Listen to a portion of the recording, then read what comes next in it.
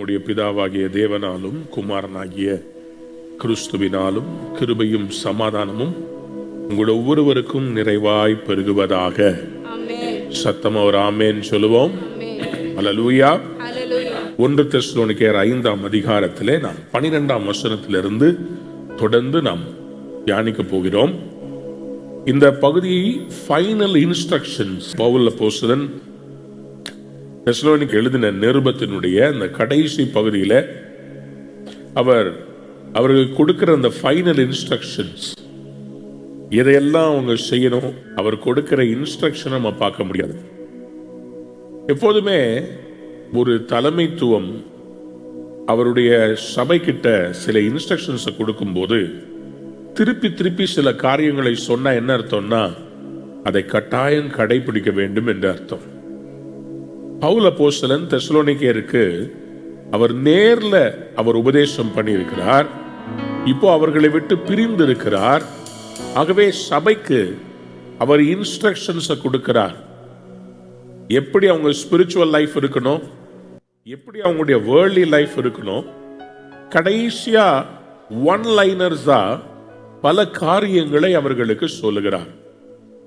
யாரை கனம் பண்ண வேண்டும், யார் மேல் ஆக்ஷன் எடுக்கணும், யாரை என்கரேஜ் பண்ணணும், யாரை கண்டிக்கணும், இதையெல்லாம் பார்த்தீங்கன்னா 12ஆம் வசனத்திலிருந்து அந்த அதிகாரம் முடிகிற வரையிலும் அவர் வேகமாய் சொல்லி முடிக்கிறார். யூஸ்வலா நம்ம கடிதம் எழுதுற பழக்கம் எல்லாம் போயிருச்சு இப்போ.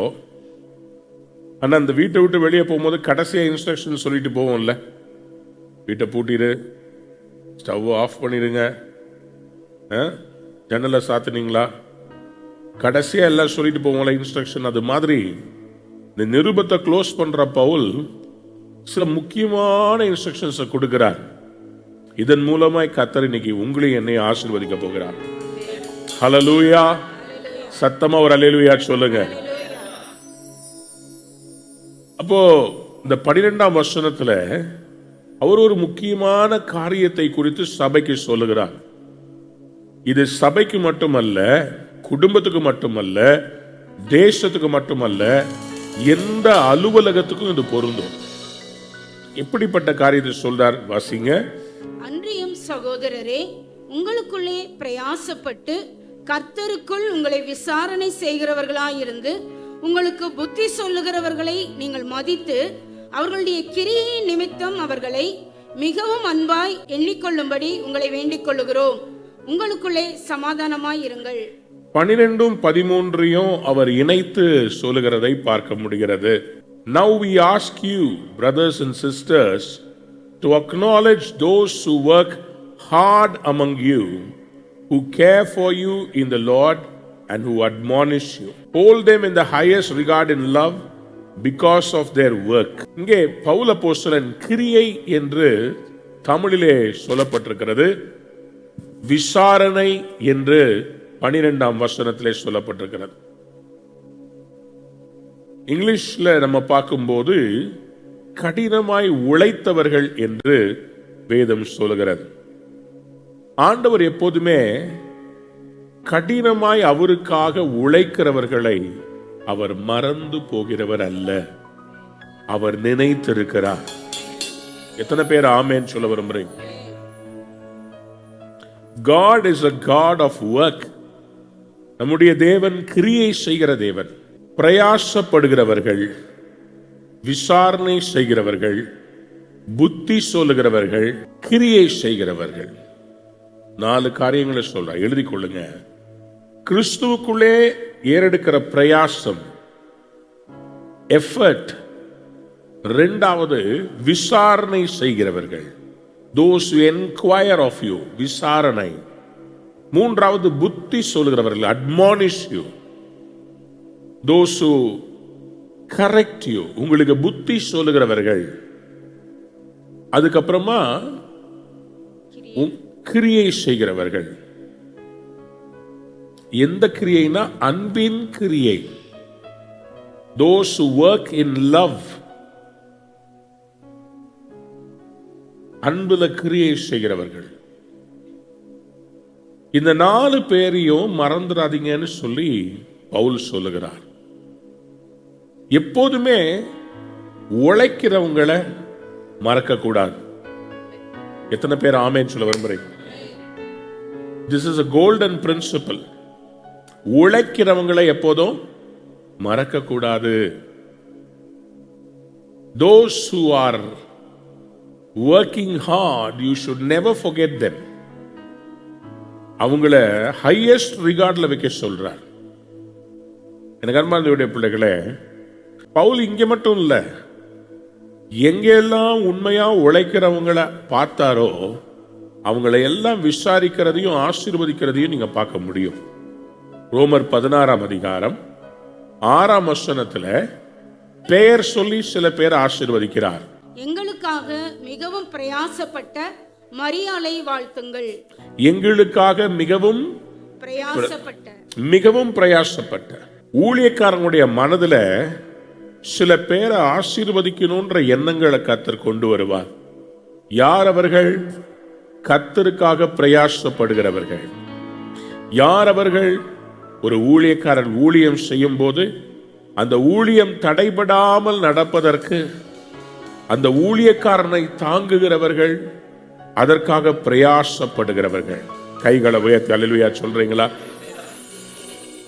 Greet Mary who labored much for us. எங்களுக்காக அதிகமா பிரயாசப்பட்ட அந்த மரியாளை வாழ்த்துங்க என்று சொல்லுகிறார். அதே ரோமர் 16ஆம் அதிகாரம் 12ஆம் வசனத்தை வாசித்து பார்க்கும்போது கர்த்தருக்குள் பிரயாசப்படுகிற திரிபேனாலையும் திரிபோசாலையும் வாழ்த்துங்கள். இங்கே திரிபோனா, ட்ரிஃபேனா, ட்ரிஃபோசா இவங்க 2 பேரையும் வாழ்த்து சொல்றார். ஏன்? இவங்க கர்த்தருக்குள்ள பிரயாசப்பட்டார்களாம். கர்த்தருக்குள்ள அப்படின்னா அவங்களுடைய பிரயாசத்துல கர்த்தரும் இருந்தார். கையை உயர்த்தி ஒரு அல்லேலூயா சொல்லுங்க. பிரயாசப்படுறவங்களை வாழ்த்துங்கள், ஆசீர்வதிங்கன்றார். பிரயாசத்தை அவர் ஒரு நாளும் மறக்கவே மாட்டார். நம்ம கர்த்தருக்காக படுற பிரயாசங்களை 2 விதமா பிரிக்கலாம். எனக்காக நான் ஏறெடுக்கிற பிரயாசங்கள், கர்த்தருக்காக ஏறெடுக்கிற பிரயாசம். பவுல் இங்கே யாரை வாழ்த்துகிறார்? Those who worked hard for the Lord. கர்த்தருக்காக பிரயாசப்படு. நீங்க சர்ச்சுக்கு புறப்பட்டு வர்றது பிரயாசம் இல்ல, ஊழியத்துக்காக புறப்பட்டு வந்து சேரை கிளீன் பண்ணி தரைய மாப் பண்ணி சபையில ஞாயிற்றுக்கிழமை நின்று எல்லாரையும் வரவேற்று அவங்களுக்கு உணவளித்து பராமரித்து எல்லாருக்காகவும் ஜெபம் பண்ணி உபவாச ஜெபம், இரவு ஜெபம், கர்த்தருடைய ஊழியம்னு சொல்லி அதுக்காக நீங்க எடுக்கிற பிரயாசத்தை கர்த்தர் கணக்கில் வைத்து உங்களை ஆசீர்வதிக்கிறவராய் இருக்கிறார். பவுல் அப்போஸ்தலனும் அவரோடு கூட இருந்த ஊழியர்களும் அவர்கள் இப்படி போகும்போது அவர்களுக்கு உதவி செய்தவர்களை எல்லாம் அவர்கள் மறக்கவே இல்லை. இன்றைக்கு என்னுடைய மனதிலே எந்தெந்த தேசத்துக்கு போனாலும் யார் யாரெல்லாம் அந்த ஊழியத்திலே முதலிலே எனக்கு அவர்கள் பிரயாசப்பட்டு என்னை ஏர்போர்ட்ல இருந்து பிக் பண்ணி பல இடங்களுக்கு என்னை கொண்டு போய் மீட்டிங்க்கு டைமுக்கு கொண்டு போய் அவங்களுடைய வீட்டை எனக்கு கொடுத்து உணவு சமைத்து அவர்களை மறக்கவே முடியல. எப்பொழுதும் இரவானாலும் பகலானாலும் அதிகாலையில் எழும்பினாலும் அவங்க நினைவு வந்தாலே ஆண்டவரே உங்களை ஆசீர்வதி, உங்க நாமத்துக்காக அவங்க பிரயாசப்பட்டார்களே, உங்க ஊழியத்துக்காக அவங்க பிரயாசப்பட்டாங்களே. ஏழை தாய், வீட்டு வேலை செய்யற தாய், அவங்களுக்கு மாதம் 2500 ரூபாய் வரும் ஒரு வீட்டில் வேலை செய்தா. அந்த தாயார் ஒரு தடவை ஃப்ரீடம் என்று சொல்லி மிகுந்த பாரத்தோடு இருக்கும்போது 10,000 ரூபாய் என் கையில் கொண்டு வந்து கொடுத்தாங்க. கொடுத்துட்டு சொன்னாங்க, நான் இந்த 3 நாளும் வேலைக்கு போக மாட்டேன் பாஸ்டர், இந்த கிரவுண்டில் கூட்டி பெருக்கிறது தான் என்னுடைய வேலை. முதல் ஃப்ரீடம். இந்த கிரவுண்டை ஃபுல்லாக இங்கே சபையில் இருக்கிற அந்த விசுவாசிகள் கிரவுண்டை கூட்டி பெருக்கினாங்க. சுத்தி நடந்து ஜெபம் பண்ணுவாங்க. அதுல ஒரு அன்பான தாய், அவங்களுக்கு இடுப்பு பயங்கரமான வலி, அவங்களுடைய ஹிப்பே டிஸ்அலைன் ஆயிருக்கும், தாங்கி தாங்கி தான் நடப்பாங்க. நொண்டி நொண்டி நடந்து அந்த வளாகத்தையே சுத்தி நடந்து ஜெபித்தாங்க. அந்த பிரயாசத்தை மறக்கவே முடியாது. கர்த்தருக்காக அவங்க ஏறெடுத்த பிரயாசம். எனக்கு அன்பான தேவனுடைய பிள்ளைகளே, நான் உங்களை உற்சாகப்படுத்த விரும்புகிறேன். நீங்கள் எந்த தேசத்தில் இருந்தாலும், எந்த ஊர்ல இருந்தாலும், உங்களுடைய சபைக்காக பிரயாசம் எடுங்கள். Do something, work for the church. Be a part of God's building of the kingdom. தேவ ராஜ்யத்தை கட்டுவதற்காக ஏதாவது ஒரு வகையில பிரயாசம் எடுங்கள். எங்க சபையில இடம் பெரிதா இருந்தா இன்னும் நிறைய வாலண்டியர்ஸ எடுத்து பயன்படுத்தலாம். வளாகம், இந்த சின்ன வளாகத்துல ஏராளமான வாலண்டியர்ஸ் ஞாயிற்றுக்கிழமை தோறும் வேலை செய்வாங்க. சில பேர் கிரீட்டிங்ல இருப்பாங்க, சில பேர் காணிக்கை எடுக்கிறதுல இருப்பாங்க, சில பேர் மூப்பர்கள் காணிக்கை கவுண்டிங்ல இருப்பாங்க. We have to do something extra for the Lord. ஞாயிற்றுக்கிழமை சபைக்கு வந்து வெறும் ரிசீவ் பண்ணிட்டு போறது மட்டுமல்ல, சபைக்காக ஏதாவது ஒரு பிரயாசம் எடுக்க வேண்டும். We have to do something more for the Lord. அதுதான் இங்க பவுல் அப்போஸ்தலன் சொல்றார், உங்களுக்காக எடுக்கிற அந்த வேலை அல்ல, கர்த்தருக்காக செய்கிற பிரயாசம். சகோதரரே, உங்களுக்குள்ளே பிரயாசப்பட்டு கர்த்தருக்குள் உங்களை விசாரணை செய்கிறவர்களாயிருந்து, உங்களுக்கு புத்தி சொல்லுகிறவர்களை நீங்கள் மதித்து, அவர்களுடைய கிரியைகளின் நிமித்தம் அவர்களை மிகவும் அன்பாய் எண்ணிக்கொள்ளும்படி உங்களை வேண்டிக் கொள்கிறோம்.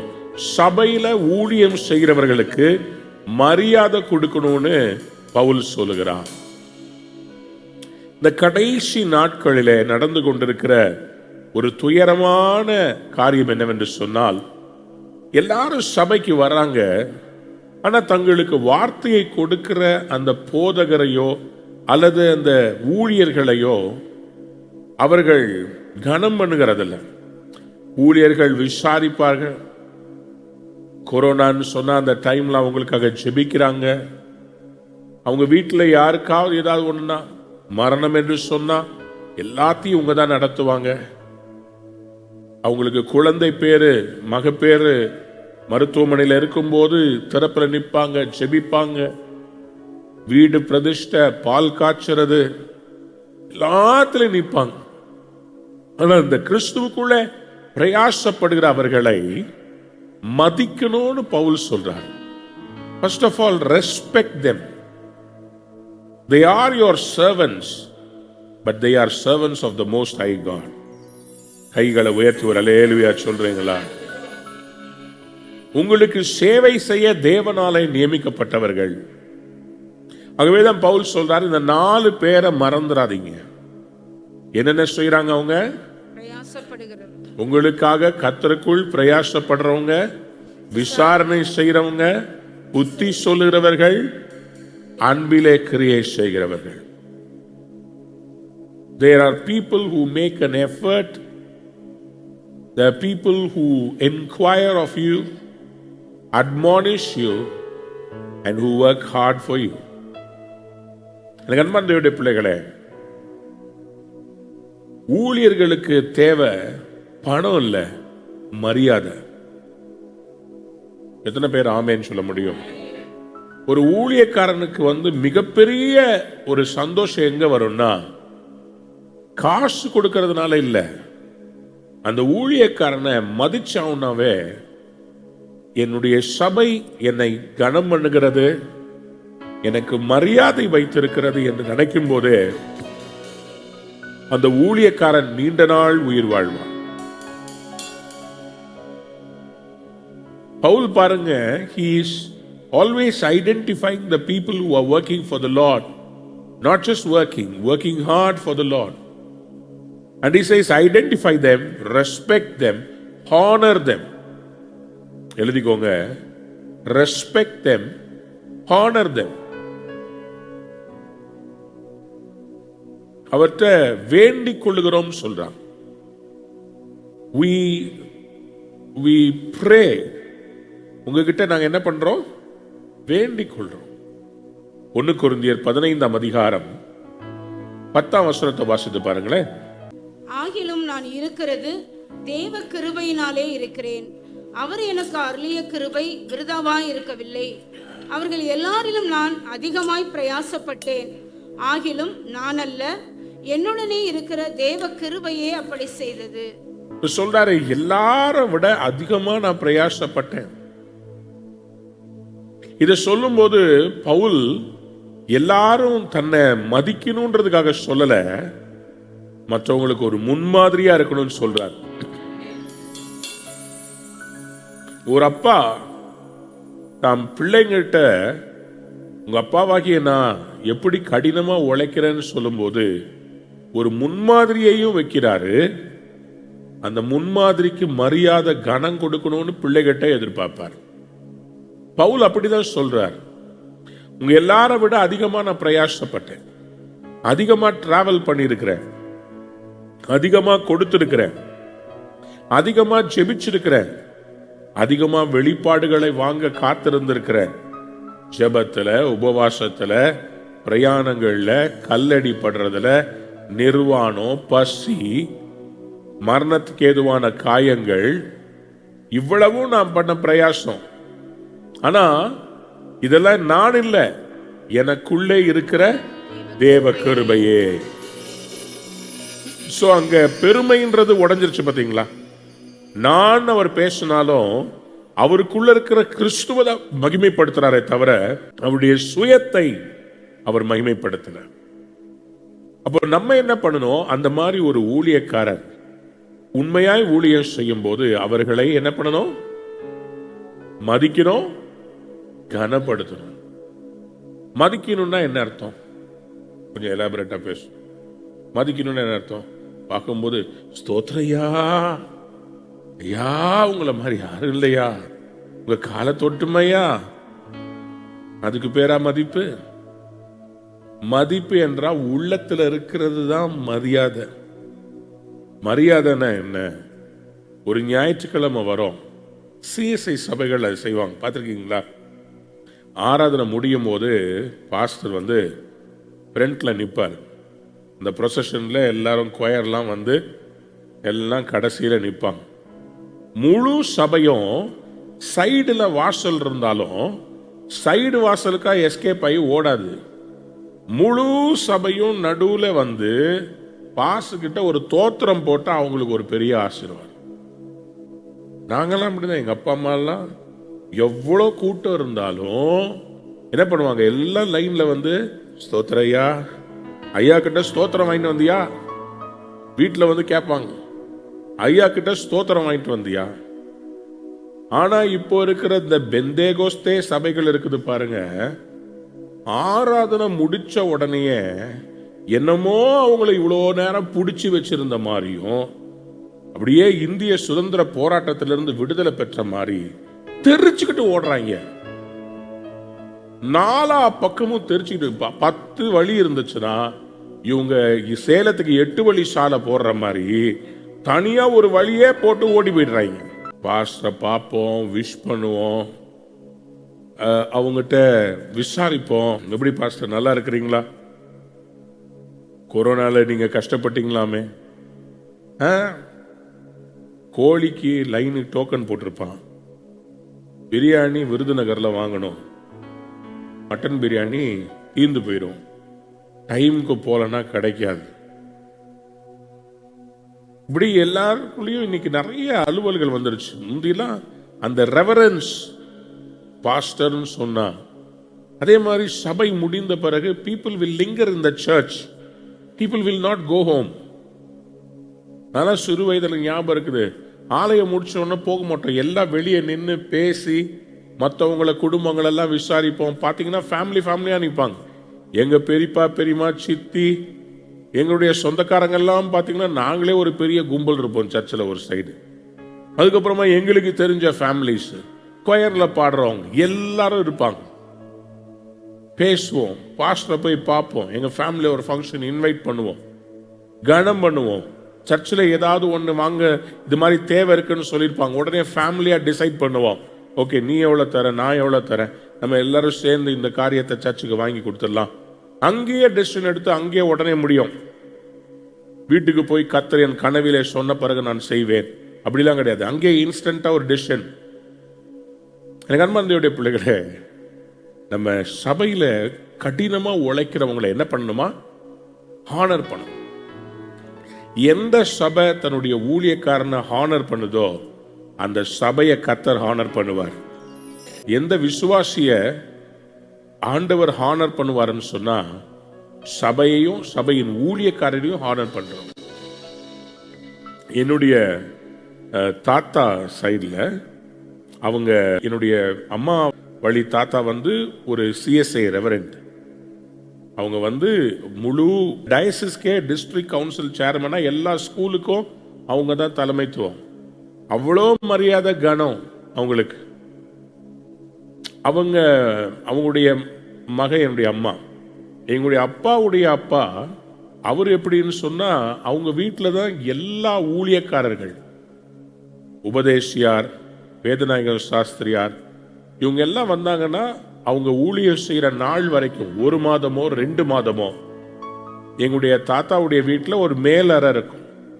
அந்த மேலறையில் அவங்களோட கூட வர தபலாக்காரங்க, வயலின் வாசிக்கிறவங்க எல்லாரும் எங்கள் வீட்டில் தான் தங்குவாங்களாம். வர்ற ஊழியக்காரங்க வந்துட்டாலே ரெவரண்ட் ஐயா வந்து எங்கள் தாத்தா கிட்ட சொல்லுவார், ஐயா வந்திருக்கிறாங்க, உங்கள் வீட்டில் தங்க வைக்கிறோம், தாராளமாக தங்கிக்கிட்டோம் ஐயா. என்னுடைய அத்தை எனக்கு சொல்லுவாங்க, நம்ம வீட்டில் ஊழியக்காரனா உன்னை கர்த்தர் எழுப்புனதுடைய மிகப்பெரிய ஆசீர்வாதம் என்னன்னா, தாத்தா எல்லா ஊழியக்காரங்களையும் கனம் பண்ணுவாங்க. அத்தனை நாள் சாப்பாடை போட்டுட்டு அவங்க போகும்போது நல்ல ஒரு காணிக்கையை கொடுத்து கனம் பண்ணி அனுப்புவாங்களாம். அப்போ அந்த ஊழியக்காரங்க என்ன பண்ணுவாங்களாம், மனதார ஆசீர்வதிச்சு சொல்லுவாங்களாம், கர்த்தர் உன் சந்ததியை ஆசீர்வதிப்பாரா. சாதாரணமா கிடையாதுங்க. ஒரு ஒரு ஊழியத்துல உலகம் முழுவதும் சென்று ஊழியர் செய்கிற ஊழியமா மாறணும் அப்படின்னு சொன்னா இது உங்களால் உண்டானதல்ல. தலைமுறை தலைமுறையாய் தேவனுடைய தெரிந்து கொள்ளுதல், தலைமுறை தலைமுறையாய் நீதிமான்களுடைய ஆசீர்வாதம் உடைய சிரசிலை இறங்கி இருந்தாதான் இப்படிப்பட்ட ஆசீர்வாதம் கிடைக்கும். It is not because of what I pray. நான் ஜெபிச்சதுனாலயோ என்னுடைய தெரிந்து கொள்ளுதலாலோ இல்லை. நம்முடைய முன்னோர்கள், அவர்கள் நமக்காக செய்த ஜெபம், அவர்கள் வாழ்ந்த பரிசுத்த வாழ்க்கை, அவங்க ஊழியர்களை கனப்படுத்தும் போது, எலியா என்கிற மனிதன், அவர் பஞ்ச காலத்திலே விதவை வீட்டுக்கு போனார். அவரை அவள் உபசரித்தாள். அவருடைய மகன் மரித்து போன போது அவனை உயிரோடு எழுப்பி அந்த வீட்டுக்கு அற்புதம் செய்தார். கனம் பண்ணுகிறவர்களை நான் கனம் பண்ணுவேன்னு சொல்றேன்.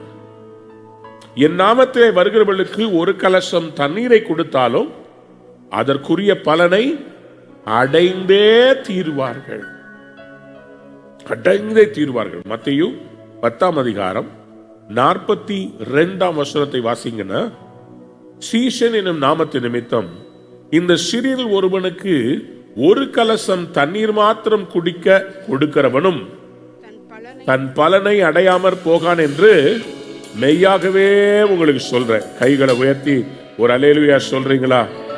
ஹல்லேலூயா, ஹல்லேலூயா. ஏன்னா தேவன் மறந்து போக அவர் ஒரு மனிதன் அல்ல.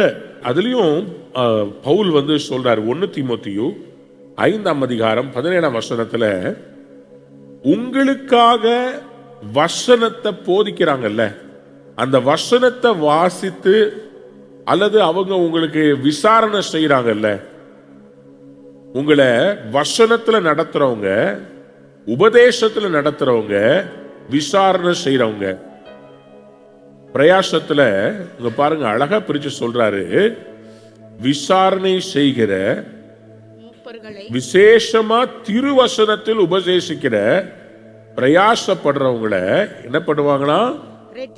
ரெட்டிப்பான கனத்திற்கு பாத்திரராக என்ன வேண்டுமா? கையை உயர்த்தி ஒரு அல்லேலூயா சொல்றீங்களா? அவங்களுக்கு எப்படிப்பட்ட கனம் கொடுக்கணுமா? ரெட்டிப்பான கனத்துக்கு பாத்திரராக என்ன வேண்டும்? விசேஷமா திருவசனத்துல உபதேசிக்கிறவங்களை அப்படின்னு சொல்லி அவர் சொல்றார்.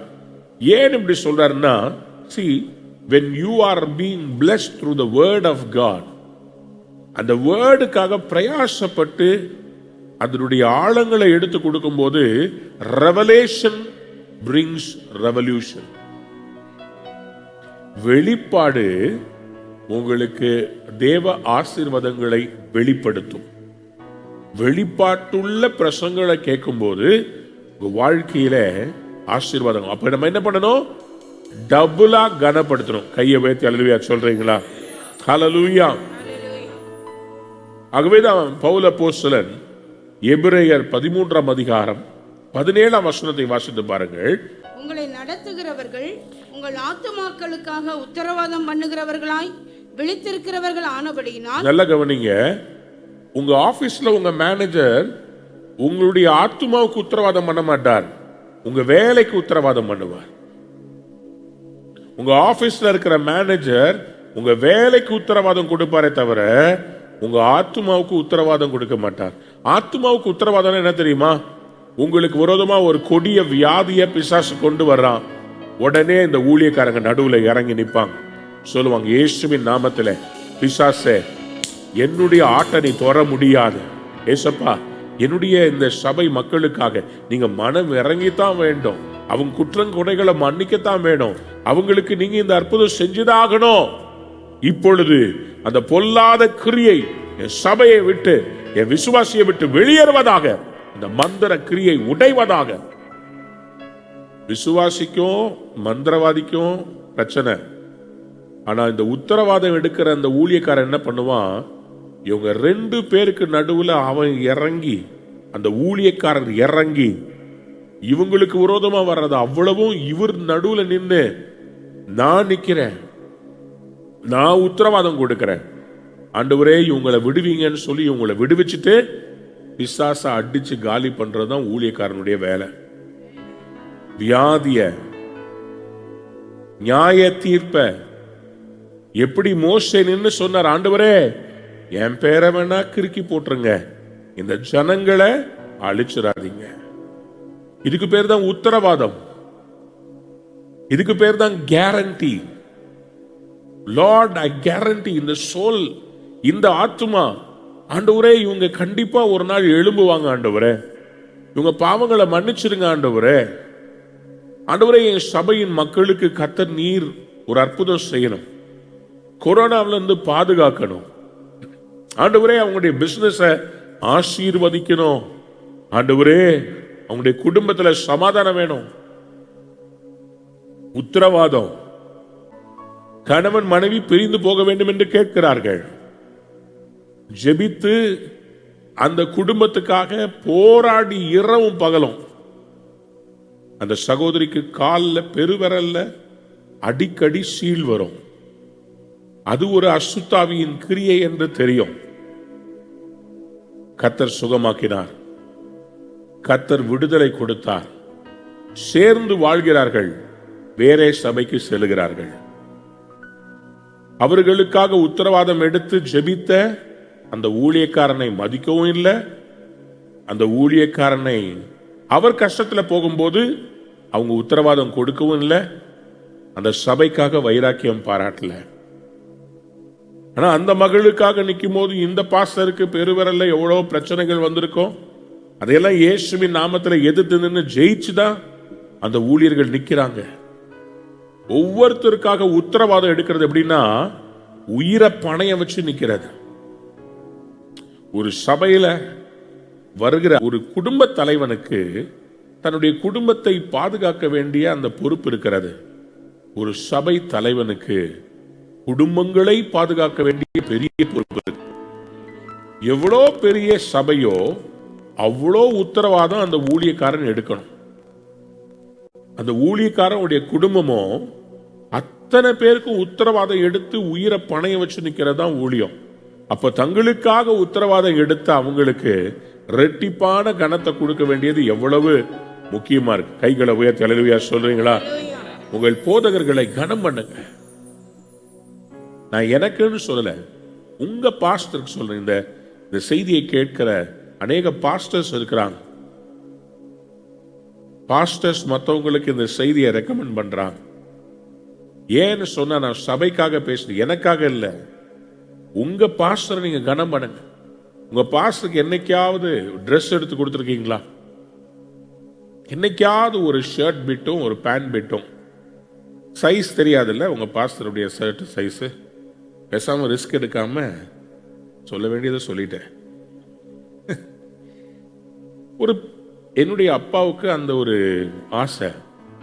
சிஎஸ்சி சபையில் இருக்கிற ரெவரண்டுக்கு இம்போர்ட்டட் அந்த ஒயிட் ட்ரெஸ் போடுவாங்கல்ல, கேசட், அந்த ட்ரெஸ் இம்போர்ட்டட் மெட்டீரியல் ஒயிட். அந்த ஒயிட் ரொம்ப இந்த அரபு கண்ட்ரீஸ்ல எல்லாம் போடுவாங்க தெரியுமா, சுருக்கமே இருக்காது. அந்த மெட்டீரியலை பாஸ்டருக்கு வாங்கி கொடுக்கணும் வருஷம்னு சொல்லி எங்க அப்பாவுக்கு ஒரு பொருத்தனை அவங்க செய்வாங்க, ட்ரெஸ் எடுத்து கொடுப்பாங்க. ஏன் இதை சொல்றேன்? நம்மை நன்றாய் விசாரித்து நம்மை திருவசனத்தில் உபதேசிக்கிறவங்களுக்கு இப்படிப்பட்ட ஒரு காரியத்தை செய்யும் போது அவங்கள கனம் பண்றோம், அவங்க மேல இருக்கிற அபிஷேகத்தை கனம் பண்ணுகிறோம். இந்த சிறியில் ஒருவருக்கு எதை செய்தீர்களோ அதை எனக்கே செய்தீர்கள். எலிசா தீர்க்கதரிசி, அவர் ஒரு பட்டணத்துக்கு போறார். அந்த பட்டணத்தின் பெயர் சூனேம். அந்த சூனேம் என்கிற பட்டணத்தில் ஒரு ஸ்திரீ தன் வீட்டிலே ஏற்றுக்கொண்டு அவரை உபசரிக்கிறாள். ஃபர்ஸ்ட் தடவை வராரு, உபசரிக்கிறா, கணவன்கிட்ட சொல்றாரு, அடிக்கடி வந்துட்டு போறாரு. இவருக்காக நம்ம ஒரு மேல் வீட்டு அறைய நம்ம வீட்டில் எக்ஸ்டென்ஷன் பண்ணி ஒரு ரூமை கட்டுவோம். சொந்தக்காரங்களுக்கு இல்ல, பிள்ளைகளுக்கு இல்ல, ஊழியக்காரனுக்காக ஒரு ரூமை கட்டுவோம். தன்னுடைய கணவன்கிட்ட பேசி 2 ராஜாக்கள் 4ஆம் அதிகாரம் 10ஆம் வசனத்துல ஒரு மெத்தைய போட்டு ஒரு சிறிய அறை வீட்டை கட்டி அதிலே ஒரு கட்டில வச்சு, ஒரு மேஜையை வச்சு, ஒரு நாற்காலியை வச்சு, ஒரு குத்து விளக்க வச்சு, அவன் நம்மிடத்தில் வரும்போது அங்கே தங்கலாம் என்றாள். வந்த தீர்க்கதரிசிக்கு எப்படி இருந்துச்சு? திடீர்னு 5 ஸ்டார் ஹோட்டல் அட்மாஸ்பியர் பார்த்தா கொடுத்துருக்குறாங்க. இவரு ரோட்ல வழியில மரத்து கீழே படுத்து ஊழியம் செஞ்சுக்கிட்டு இருந்தவர், திடீர்னு பார்த்தா இவருக்கு ஒரு லீலா பேலஸ் மாதிரி பார்த்தா பெட் இருக்குது, டேபிள் இருக்குது, உட்காந்து மெசேஜ் எடுக்கிறதுக்கு சேர் இருக்குது, நல்லா ரிலாக்ஸ் பண்றதுக்கு. பார்த்தா உடனே வேலைக்காரனை கூப்பிட்டார், நீ வா, அவளுக்கு என்ன குறை இருக்கு?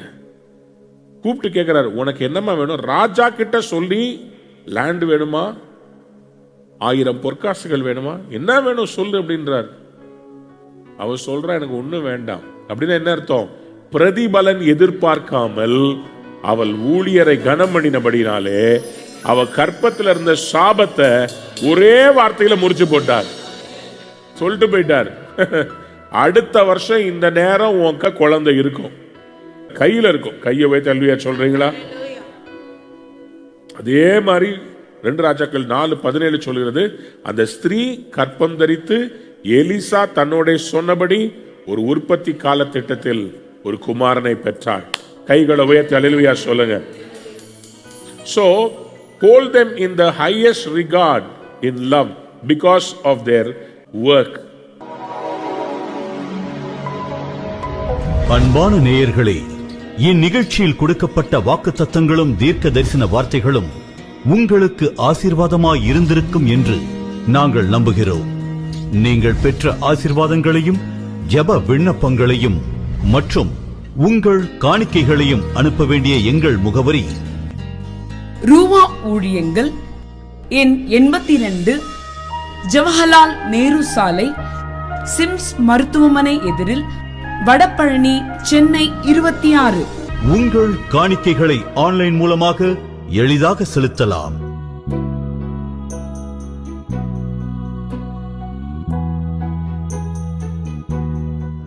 எங்கள் இணையதள முகவரி www.ruhaministries.org.